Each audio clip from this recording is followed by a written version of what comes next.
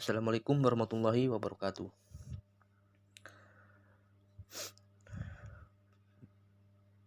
Perkenalkan, saya Muhammad Hafiz dari kelompok 6, yang mana kelompok kami terdiri dari saya sendiri, Muhammad Hafiz, yang kedua ada Arif Saifuddin, yang ketiga ada Saidatul Fitria.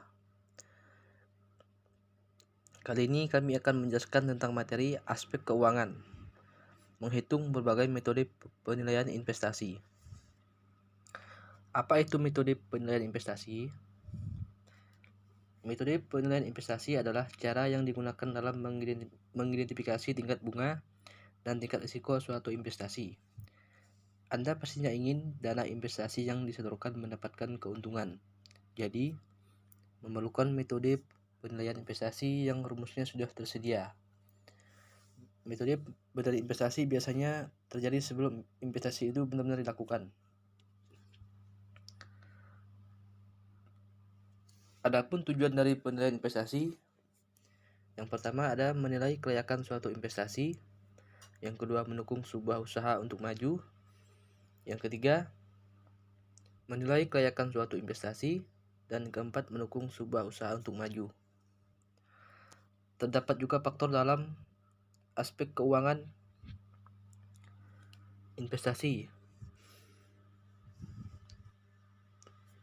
yaitu faktor pertimbangan investasi. Adapun faktor pertimbangan investasi terdapat 6 faktor. Yang pertama, lancarnya arus kas. Investasi pada sebuah bisnisnya biasanya memperhatikan arus kas yang dimiliki bisnis tersebut. Yang kedua ada biaya investasi. Hal lain yang perlu diperhatikan dalam investasi adalah biaya investasi.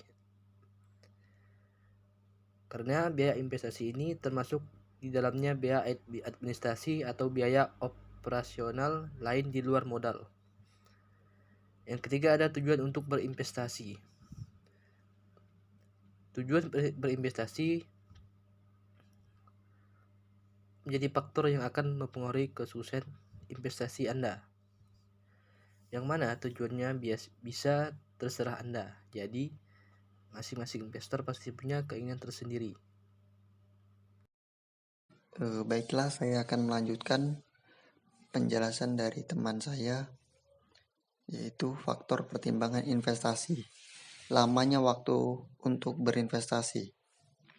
Ketika berinvestasi, Anda pasti ingin hasilnya suatu saat bisa diambil untuk keperluan Anda. Investasi juga memiliki batas waktu yang Anda tentukan sendiri. Manfaat terhadap proyek usaha. Faktor yang dipertimbangkan dalam berinvestasi selanjutnya adalah penggunaan modal yang Anda setorkan oleh pemilik usaha. Risiko berinvestasi. Sebelum berinvestasi di suatu usaha, pasti Anda mengenal risiko yang bisa saja Anda terima. Selanjutnya yaitu metode penilaian investasi. Yang pertama yaitu metode payback period, disingkat dengan PP. Metode penilaian untuk investasi ini biasanya dipakai untuk mengetahui waktu yang diperlukan suatu investasi bisa menghasilkan pengambilan, atau disebut juga dengan metode periode pengambilan. Rumus yang bisa digunakan untuk payback period adalah periode pengambilan sama dengan nilai investasi dibagi kas bersih milik perusahaan. Yang kedua yaitu net present value, disingkat dengan NPV. Biasanya digunakan untuk mencari tahu nilai investasi di masa kini.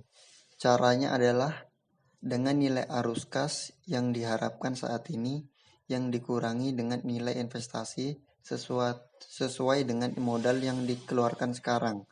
Rumus NPV yang sederhana adalah seperti ini.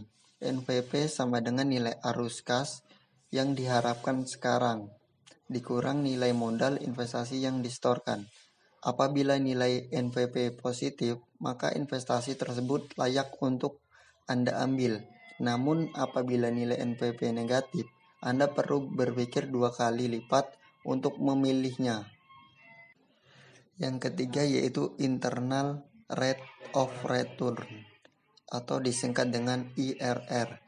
Metode yang bisa dimanfaatkan selanjutnya adalah mencari tingkat bunga investasi yang diincar dengan cara membandingkan NPV arus kas di masa sekarang dengan di masa depan.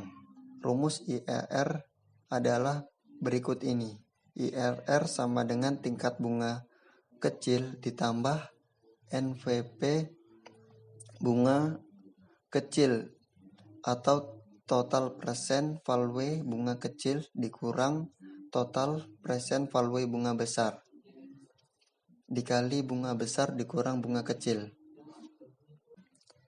Yang keempat yaitu average rate of return atau ARR. Nilai ARR biasanya menunjukkan laba bersih yang diperoleh sebuah investasi yang menarik perhatian Anda.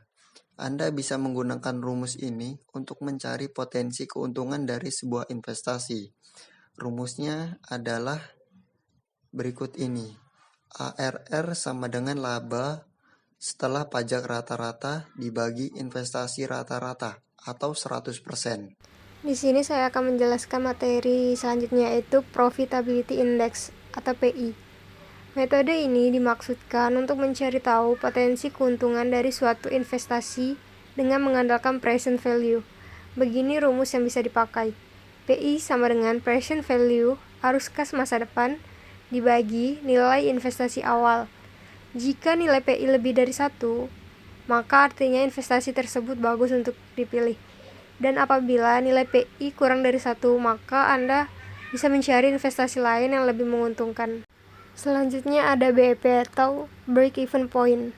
BEP adalah titik keseimbangan hasil dari pendapatan dan modal yang dikeluarkan, sehingga tidak terjadi kerugian atau keuntungan. Total keuntungan dan kerugian yang dihasilkan pada posisi 0 atau titik break even point.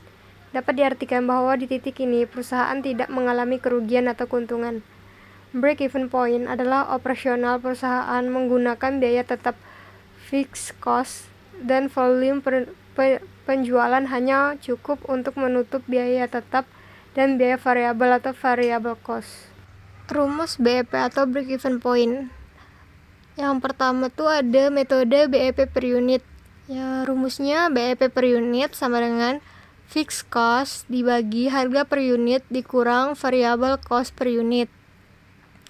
Yang kedua, metode BEP per penjualan.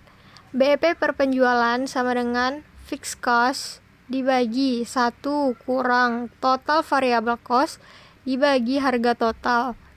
Terus yang ketiga ada metode BEP per biaya.